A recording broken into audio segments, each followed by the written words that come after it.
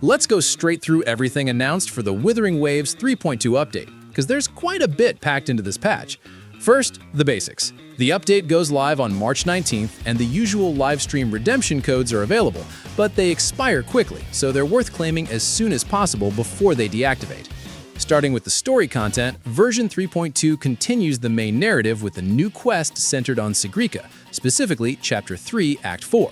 Then later in the patch cycle, when Phase 2 begins on April 9th, the developers are adding an epilogue segment focused on Lucilla, which will close out that storyline thread.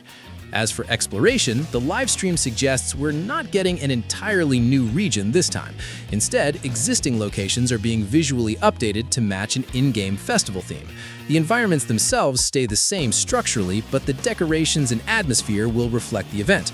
One detail that stood out is the addition of new arcade activities tied to this festival setup. Another collaboration was briefly mentioned during the stream as well. Persona series is crossing over with Wuthering Waves, and although the broadcast didn't go into full detail, two limited skins are expected, Queen and Violet. Both are planned as shop cosmetics available only for a limited time. Next, looking at endgame adjustments, the developers renamed the Matrix mode. What used to be called something longer has now been simplified to End-State Matrix. The structure remains similar, but it now runs in defined seasons with resets. The first season under this new naming format will run continuously from version 3.2 all the way through 3.4.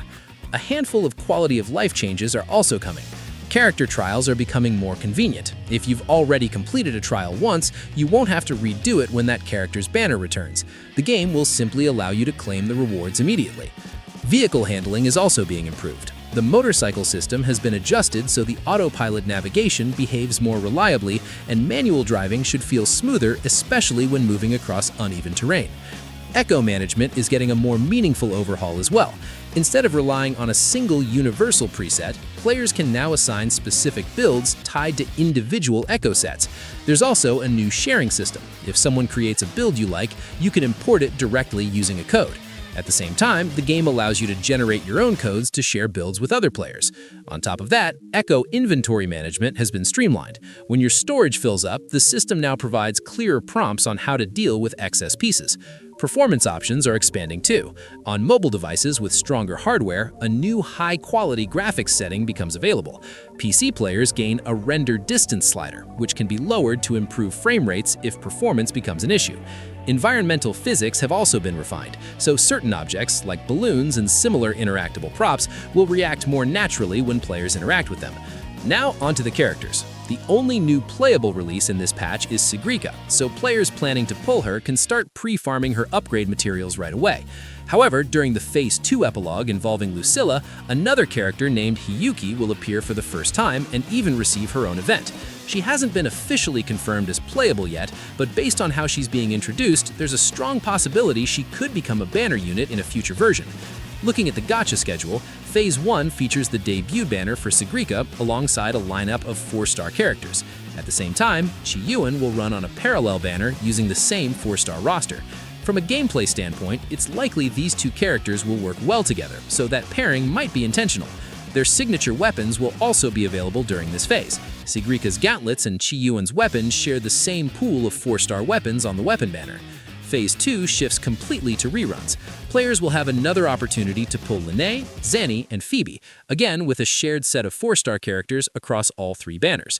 Their signature weapons will also return in the weapon banner, following the same shared pool format. The update also introduces several new enemy designs. While enemy additions usually don't get as much attention as characters, the models shown in the stream looked noticeably more detailed than usual. For combat challenges, there's a new tactical hologram encounter featuring Hyvadia, which should become one of the tougher optional fights players can test themselves against. One thing that isn't changing this patch is echo sets. No new sets are being introduced, mainly because the set designed for SIGRIKA already exists in the current version of the game. Finally, the event lineup. The flagship event this patch is a rhythm minigame, and it's actually tied to a collaboration with MuseDash. That event revolves around musical timing challenges similar to what players would expect from a rhythm title. Alongside that, the usual 7-day login rewards return.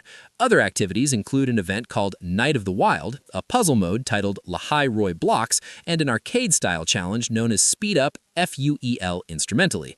Project Flaming Red in Memory, which focuses on Hiyuki, and Whispers Between Stars, a permanent set of side stories that expand on different characters in the cast. And that covers the key details for the Wuthering Waves 3.2 update. But what do you think? Let me know your thoughts in the comments below. If you enjoyed this breakdown and found it helpful, make sure to subscribe for more. Thanks for watching, take care, and I'll catch you in the next one. Peace.